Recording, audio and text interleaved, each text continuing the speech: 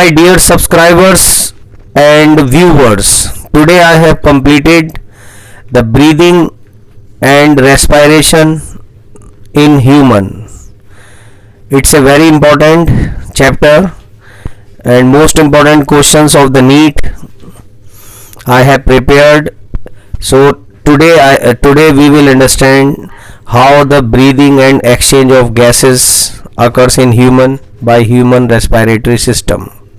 Okay, so now respiration is an energy liberating enzymatic controlled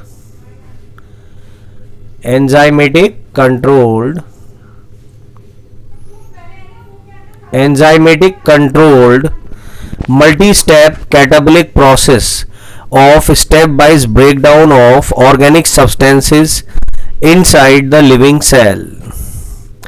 तो ये तो है respiration. Respiratory substrate is that organic substance which can be catabolized to liberate energy inside the living cells. Example carbohydrate and fat. उन्हें हम कहते हैं respiratory substrate जो कि एनर्जी बनाने का काम करते हैं. रेट ऑफ ब्रीदिंग 14 से 18 टाइम्स पर minute in adult. Normal breathing का रेट जो है वो 14 से 18 टाइम्स पर मिनट है. Direct respiration, gases are directly exchanged between the body cells and the environment without involving blood, insects, worms and sponges is called direct respiration. अब आता है indirect respiration. A respiratory surface is present for exchange of gases. Blood is required to take oxygen to body cells and bring out CO2 from the body cells is called indirect respiration. तो अभी हमने समझा direct respiration और indirect respiration. तो अभी हमने देखा जो डायरेक्ट रेस्पिरेशन है वो तो इंसेक्ट्स, वॉर्म्स एंड स्पॉन्जेस में होता है, एंड इनडायरेक्ट रेस्पिरेशन जो हमने देखा वो जो है हायर एनिमल्स में होता है. इसके बाद हम देखते हैं cutaneous respiration. Okay, cutaneous respiration ये देखें यहाँ पर cutaneous respiration. Okay, now direct respiration, indirect respiration, cutaneous respiration. ये देख रहे हैं हम क्यूटेनियस रेस्पिरेशन. ओके, हम चाहें तो हम इसे जूम भी कर सकते हैं. इस रिटन मटेरियल को यहाँ दिखाया गया है. Cutaneous respiration is present in earthworm, leech and Nereis. इसके बाद आता है ब्रोंकियल रेस्पिरेशन. ब्रोंकियल रेस्पिरेशन होता है गिल्स के जरिए, वो है फिश के अंदर. इसके बाद आता है ट्रैकियल रेस्पिरेशन, इंसेक्ट्स में होता है. और book lung and book Gill. तो बुक लंग के जरिए जो रेस्पिरेशन होता है वो स्पाइडर में होता है, बहुत आता है एग्जाम में. एंड बुक गिल जो होते हैं उसके जरिए रेस्पिरेशन जो होता है वो लिमुलस में होता है. Okay, pulmonary respiration, lungs in higher animal and cloacal respiration in some turtle. अब हम देखते हैं पाथवे ऑफ एयर. ठीक, पाथवे ऑफ एयर. तो देखें पाथवे ऑफ एयर, जैसे कि हम देख रहे हैं कि एयर जो होती है वो पहले एंटर होती है नॉस्ट्रल में. नॉस्ट्रल से नेजल कैविटी में आएगी, नेजल कैविटी से नेजोफेरिंक्स में आएगी, नेजोफेरिंक्स से लैरिंक्स में आएगी, लैरिंक्स से फिर ट्रैकिया में आएगी, ट्रैकिया से फिर ब्रोंकाई में आएगी और ब्रोंकाई से फिर लंग्स में आएगी. लंग्स से होती हुई 3 हिस्सों में डिवाइड होती हुई ब्रोंकियोल में आएगी और ब्रोंकियोल से जुड़े होते हैं एल्वुलर सैक और एल्वुलर सैक से फाइनली एल्वुलाई. तो ये अरेंजमेंट नीट में पूछ लेते हैं कि किस तरीके से एयर नॉस्ट्रल टू एल्वुलाई आती है, जैसे कि हमें मालूम है. Okay, glottis can be closed by a large leaf like cartilaginous flap is called epiglottis. हमारे गले में ग्लॉटिस होता है, उसके ऊपर एक फ्लैप होता है, वो कार्टिलेज का बना होता है, उसे हम एपिग्लॉटिस कहते हैं. ठीक, अब हम देखते हैं larynx has C shaped thyroid cartilage contain Adam's apple. तो जो हमारा लैरिंक्स होता है, लैरिंक्स में जो है लैरिंक्स कहलाता है साउंड बॉक्स, उसमें सी शेप्ड जैसे हम देख रहे हैं ये सी शेप्ड थायराइड कार्टिलेज होते हैं, और यहीं पर एडम्स एप्पल होता है मेल के अंदर। एडम्स एप्पल केवल मेल में होता है, फीमेल में एडम्स एप्पल नहीं होता। A pair of arytenoid cartilage present in vocal cords. बहुत पूछते हैं कि जो वोकल कॉर्ड्स होते हैं उसमें किस तरीके का कार्टिलेज होता है, तो आंसर हम कहेंगे एरेटिनोइड। एरेटिनोइड, जो कि सामने लिखा हुआ है रेड पेन से हम देख रहे हैं।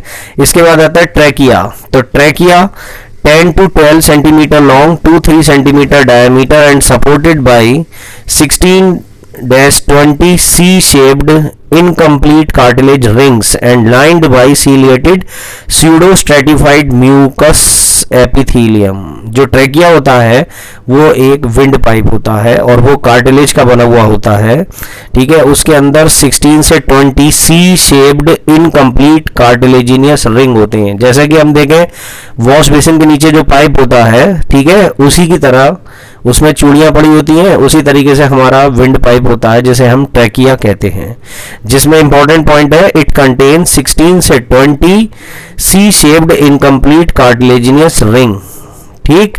और इसके अंदर जो है ciliated pseudo stratified mucus epithelium होती है।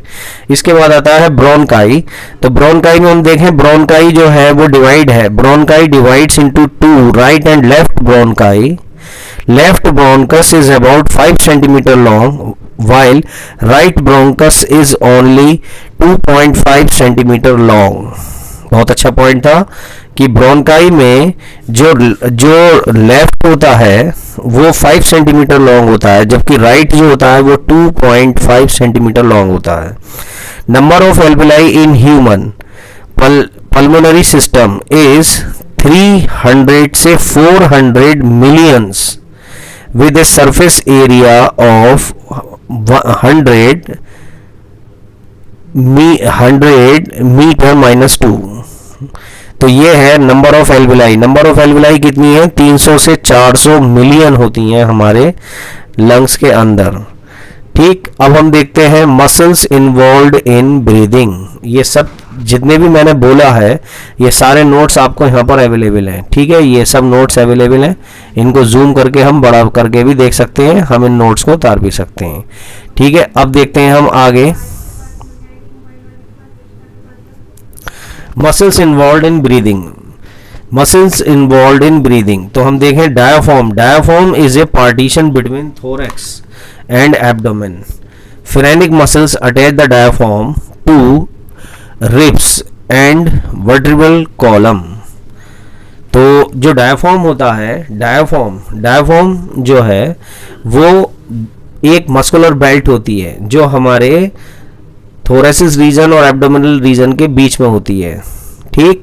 तो ये जो है इसके अंदर जो मसल्स होती हैं वो फ्रेनिक मसल्स होती हैं डायाफ्राम के अंदर, जो वर्टिब्रल कॉलम से अटैच होती हैं। अब इसके बाद आता है इंटरकोस्टल मसल्स। दूसरी है इंटरकोस्टल मसल्स।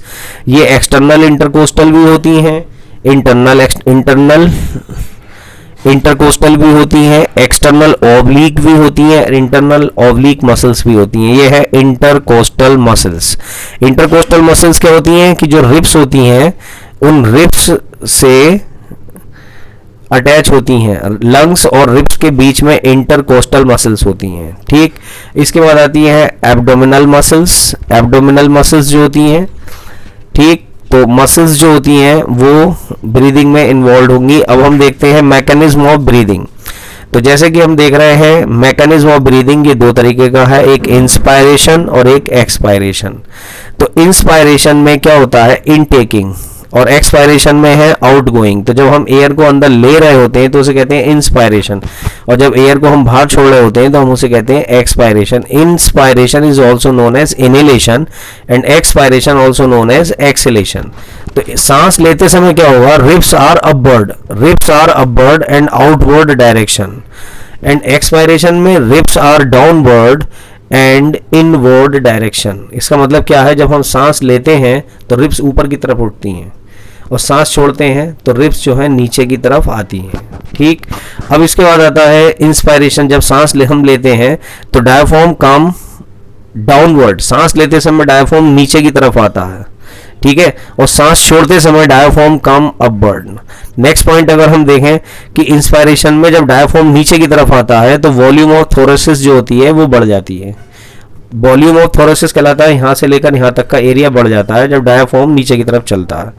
तो इंस्पायरेशन के समय में वॉल्यूम ऑफ थोरेसिस इंक्रीज होता है और सांस छोड़ते समय वॉल्यूम ऑफ थोरेसिस डिक्रीज होता है क्योंकि डायाफ्राम ऊपर की तरफ आता है।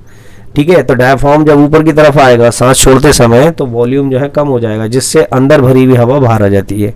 इसके बाद हम देखें एक्सटर्नल इंटरकोस्टल मसल्स कॉन्ट्रैक्ट होती हैं। इंस्पायरेशन में एक्सटर्नल इंटरकोस्टल मसल कॉन्ट्रैक्ट होती हैं और एक्सपायरेशन में एक्सटर्नल इंटरकोस्टल मसल्स रिलैक्स होती हैं। अब हम देखते हैं इसमें बहुत इंपॉर्टेंट पॉइंट है रेस्पिरेटरी वॉल्यूम। रेस्पिरेटरी वॉल्यूम आना ही है तो सबसे पहले आता है टीवी। टीवी क्या है? TV volume of air inspired और एक्सपायर्ड इन रिलैक्स। जैसे हम बैठे हैं और आराम से हम बैठे हैं तो उस सिचुएशन में कितनी हवा हम अंदर और कितनी हवा हम बाहर छोड़ते हैं सांस लेते समय, तो उसे हम वो है 500 ml। ठीक है, 500 ml, 500 ml। इसके बाद आता है dead space. Dead space part of respiratory tract not involve in gaseous exchange nose to terminal ब्रोंकियाई।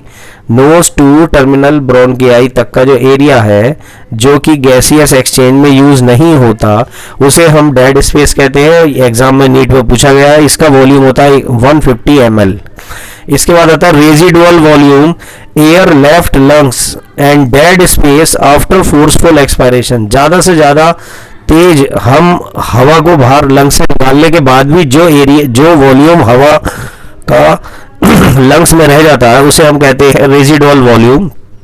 वो करीब करीब 1.2 लीटर यानी 1200 ml के आसपास होता है। इसके बाद आता है IRV। IRV की फुल फॉर्म है inspiratory reserve volume. IRV inspiratory reserve volume forceful inspiration, ये है 2500 ml के आसपास। ERV एक्सपायरेटरी रिजर्व वॉल्यूम, इसका मतलब ये कितना फोर्सफुली हम हवा को बाहर निकालते हैं उसे कहते हैं ERV।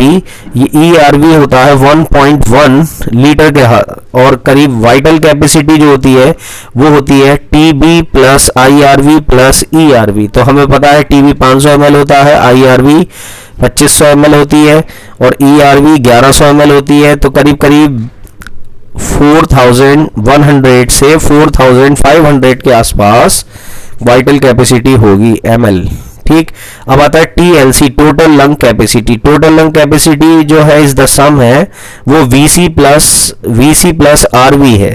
तो VC अभी हमने निकाली थी, करीब कितनी आई थी 4200 ml के आसपास आई थी। ठीक है, और RV कितना होता है रेजिडुअल वॉल्यूम करीब करीब 1200 ml के आसपास होता है। तो TLC टोटल लंग कैपेसिटी है सम, वो VC प्लस RV का है तो करीब 5300 ml जो होता है वो TLC होता है। टोटल लंग कैपेसिटी होती है 5300 से 5500 ml। तो हम इसे 5.5 लीटर भी हम कह सकते हैं एयर का वॉल्यूम। इसके बाद आता है IC inspiratory capacity. Inspiratory capacity के अंदर हम सम करते हैं IRV प्लस TB का। तो IRV हमें पता है 2500 ml होती है और TB जो होती है वो 500 ml होती है, तो हो गया 3000 ml। इसके बाद आता है EC एक्सपायरेटरी कैपेसिटी, इसमें हम सम करेंगे TB प्लस ERV का। तो 500 ml वो हो गया, 1100 ml वो हो गया, 1600 ml। सब चीज यहाँ लिखी हुई है। इसके बाद आता है FRC। FRC कहलाती है फंक्शनल रेजिडुअल वॉल्यूम। तो इसमें आएगा ERV प्लस RV, तो 1.1 प्लस 1.2, इसका मतलब हो गया 2.3 लीटर। 2.3 लीटर का मतलब हो गया 2300 से 2500 जो है ml FRC होती है, इसे हम कहते हैं फंक्शनल रेजिडुअल वॉल्यूम। ठीक, अब हम आते हैं एक ऐसे डिवाइस की ओर जिससे हम लंग्स के फंक्शन को मेज़र करते हैं, उसे हम कहते हैं spirometer. The volume of air involve in breathing movement by spirometer, it is helpful in clinical lung function. तो क्लिनिकल लंग फंक्शन को जानने के लिए हमारे पास एक डिवाइस होती है, उसे हम कहते हैं स्पायरोमीटर।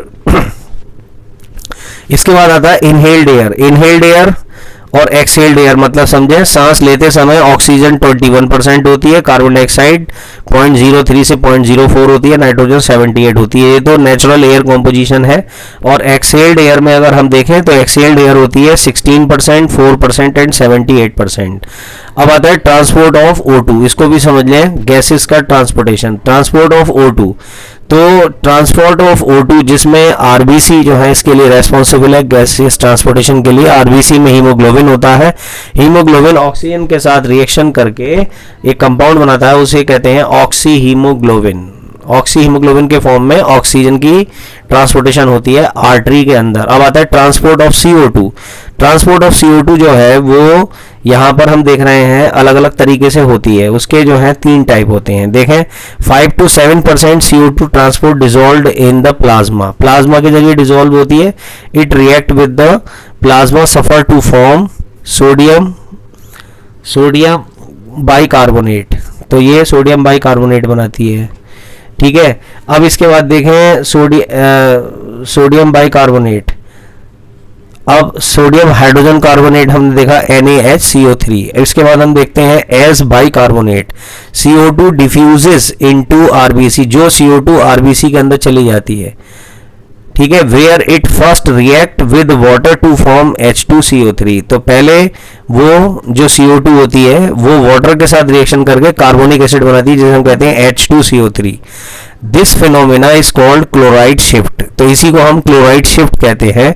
ध्यान से सुने, सबसे पहले CO2 जो है वो डिफ्यूज होती है और आरबीसी के अंदर जाती है, तो वो पहले प्लाज्मा के साथ रिएक्शन करके कार्बोनिक एसिड बनाती है H2CO3, और इसी फिनोमेना को हम कहते हैं क्लोराइड शिफ्ट। और क्लोराइड शिफ्ट को हम हैम्बर्गर फिनोमेना भी कहते हैं, बहुत आता है एग्जाम में।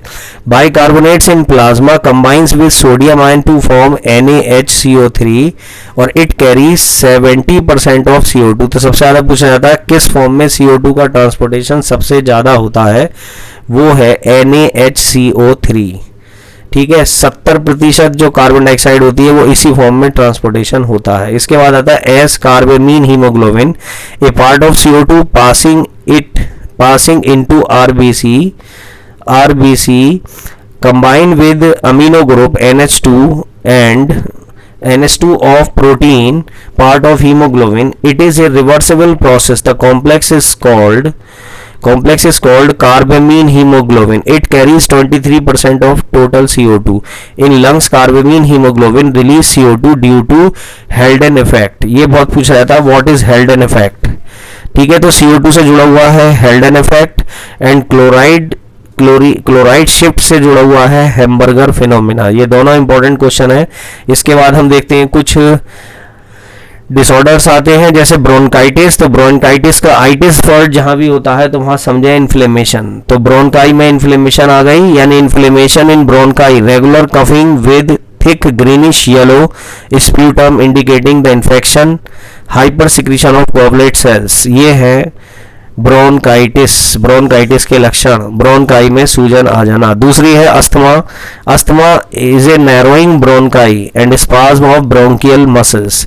अस्थमा में क्या होता है कि जो ब्रोंकाई होती है, जो एयर की सप्लाई करने वाली होती है, वो उसका एरिया कम हो जाता है। एरिया कम हो जाने के बाद हवा की सप्लाई ब्रोंकाई से लंग्स में कम हो जाती है। तो इस तरीके से अस्थमा होता है, ये एक एलर्जी कंडीशन होती है, ठीक है। इसमें जो है सांस लेने में परेशानी होती है बहुत ज़्यादा, क्योंकि ब्रोंकाई जो ट्यूब है उसका डायमीटर कम हो गया है। इसके बाद आती है एम्फाइसीमा। एम्फाइसीमा एक ऐसी बीमारी है जो उन लोगों को होती है जो चेन स्मोकर होते हैं। इसमें lung size increase but ventilation is poor. It occurs due to infection, smoking and chronic bronchitis. It is permanent abnormal pathological infection of air spaces. Air spaces ये है एम्फाइसीमा। ऑक्यूपेशनल लंग डिसीज, कुछ लोगों को अपने profession की वजह से भी ऑक्यूपेशनल लंग डिसीज हो जाती हैं, जिसमें कुछ ना कुछ डिपोजिशन हो जाता है। तो हम देखें irritating gases, fumes, dust present in the work place result in the lung disorder is pneumoconiasis, उसे हम कहते हैं pneumoconiasis। There is a permanent deposition of particulate matter in the lungs. अगर फाइबर डिपॉजिट हो गए हैं तो हम उसे कहते हैं फाइब्रोसिस, और अगर एस्बेस्टस डिपॉजिट हो गया तो हम उसे कहते हैं एस्बेस्टोसिस। अगर सिलिका डिपॉजिट हो गया है तो उसे हम कहते हैं सिलिकोसिस। लंग्स के अंदर पर्टिकुलेट मैटर का डिपॉजिट हो जाने की बीमारी को कहते हैं pneumoconiasis। इसके बाद है how many muscles of the O2 are carried by one molecule. दोबारा सुने, how many molecules of O2 are carried by one molecule of haemoglobin. एक हीमोग्लोबिन के मॉलिक्यूल से कितने ऑक्सीजन के एटम की सप्लाई होती है? Answer is 4। बहुत ही अच्छा क्वेश्चन है। इसके बाद देखें डेड स्पेस इज हाईएस्ट, किस में डेड स्पेस ज़्यादा होता है? ओल्ड मैन में, ओल्ड वुमेन में, यंग मैन में? तो हम कहेंगे young man. Spider plus scorpion respire through. देखें ये सब चीज़ जो मैं बोल रहा हूँ ये सारा जो है नोट्स में है और इसे हम जूम कर सकते हैं, ठीक है। तो देखें ये रहा, इसे हम आराम से जूम कर सकते हैं आप लोगों की फैसिलिटी के लिए यहाँ पर। तो अब देखते हैं यहाँ पर spider plus scorpion respire through, वो किसके जरिए रेस्पायर करते हैं? तो सब कहते हैं बुक लंग। बहुत आता है नीट के अंदर। Air bladder is single lobed, किसके अंदर होती है? किस में एयर ब्लैडर सिंगल लोब्ड होता है? Australian lung fish. इसके बाद है नंबर ऑफ नेजल कॉन्चा और turbinates present in the nasal chamber is 3। नेजल कॉन्चा एक नाक में कितने होते हैं? नोज में 3। Adam's apple represent underlying the thyroid cartilage. ये हमें मालूम है कि एडम्स एप्पल में कौन सा कार्टिलेज होता है? थायराइड कार्टिलेज होता है, ठीक है। Number of cartilage ring present in the trachea 16 से 20। 16 से 20 जो होते हैं, अभी मैंने बताया था ट्रैकिया के अंदर रिंग्स होते हैं जो सी शेप्ड होते हैं और वो इनकम्प्लीट होते हैं, ठीक है। In respiratory tract muscle secreting cells are absent in terminal bronchi. वो पूछते हैं कि ब्रोनकाई के कौन से हिस्से में जो है secreting cells, mucus secreting cells नहीं होती हैं? तो आंसर है टर्मिनल ब्रोनकाई। प्लूरल कैविटी जो लंग्स के चारों तरफ जो प्लूरल मेम्ब्रेन होती है उसकी थिकनेस कितनी होती है? या कैविटी की थिकनेस पूछी है इन्होंने, तो वो है 0.02 millimetre. Mountain sickness is overcome by increase synthesis. तो अभी हम देख रहे थे माउंटेन सिकनेस, ठीक। तो माउंटेन सिकनेस जो है, माउंटेन सिकनेस तब होती है जब हमें एक कंपाउंड बन जाता है। उस कंपाउंड का नाम है 2,3 डाइफॉस्फोग्लिसरेट। 2,3 फॉस्फोडाइग्लिसरेट, 2,3 डाइफॉस्फोग्लिसरेट, ये है उस कंपाउंड का नाम। 2,3 ये रहा, 2,3 डाइफॉस्फोग्लिसरेट। ओके, तो अभी हम देखते हैं mountain sickness overcome by increase synthesis of 2,3 diphosphoglycerate. Deposition of particular matter in the lungs leads to pneumoconiasis। अभी हमें मालूम है कि किसी चीज का लंग्स के अंदर डिपॉजिट हो जाने को हम कहते हैं pneumoconiasis। यानी न्यूमोकोनाइसिस, पी तो साइलेंट रहता है, न्यूमोकोनियासिस। ओके, O2 कैरिंग कैपेसिटी पर gram of haemoglobin is. 1 gram haemoglobin कितनी ऑक्सीजन की कैरिंग कैपेसिटी लाता है? 1.34 ग्राम। ये बहुत अच्छा पॉइंट है कि 1.3 ग्राम जो है 1.3 ml, 1.3 ml, ये देखें बहुत अच्छा पॉइंट है, वेरी इंपॉर्टेंट है, मैंने लगा रखा है 1.3 ml। Oxygen carrying capacity of per gram haemoglobin, 1 gram haemoglobin कितनी ऑक्सीजन लेके जाता है? 1.34 ml। O2 यानी oxygen haemoglobin dissociation curve shift to right during, इन 3 कंडीशंस में शिफ्ट होता है ऑक्सीजन डिसोसिएशन कर्व राइट में। Increase of concentration ion, hydrogen concentration ion, दूसरा इंक्रीज्ड ऑफ CO2 टेंशन या राइज इन टेम्परेचर। इन 3 कंडीशन में अगर बॉडी का टेम्परेचर बढ़ता है या CO2 की टेंशन बढ़ती है या इंक्रीज हाइड्रोजन आयन कॉन्सेंट्रेशन बढ़ती है, तब oxygen haemoglobin dissociation curve shift होता है राइट की तरफ। बहुत आता है ये क्वेश्चन नीट के अंदर।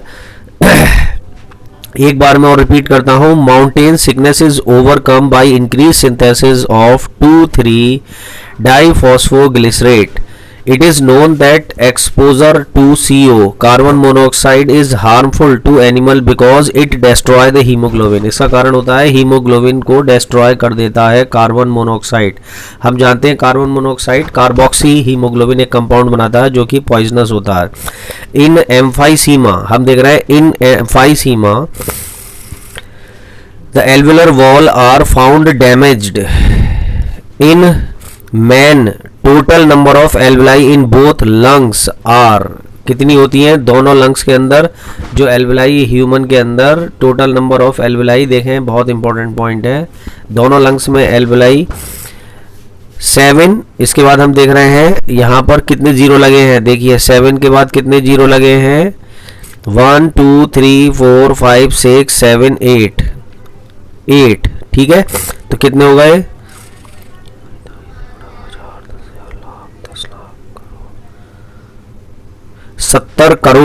70 करोड़ के आसपास जो है यहाँ पर एल्वेलाई दोनों लंग्स के अंदर होती हैं। In blood CO2 is transported mostly, सबसे ज़्यादा CO2 ट्रांसपोर्टेड जो ब्लड में होती है वो बाइकार्बोनेट्स की फॉर्म में होती है। इसके बाद बहुत अच्छा पॉइंट है, न्यूमोटैक्सिक सेंटर प्रेजेंट होता है कहाँ पर, पोन्स वेरोली में, बहुत आता है नीट के अंदर।